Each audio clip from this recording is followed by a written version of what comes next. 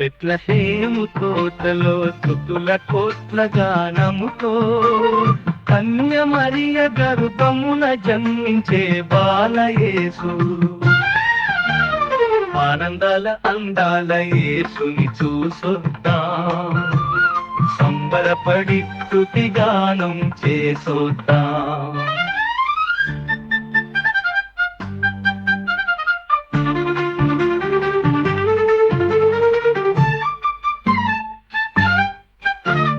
జనవాణి చేరింది స్వర్గములో, వర్ణించని ఆనందమే బాలయేసు. ఆనందాల అందాల యేసుని చూసొద్దాం, సంబరపడి స్తుతి గానం చేసొద్దాం. దేవదూతలు పలికే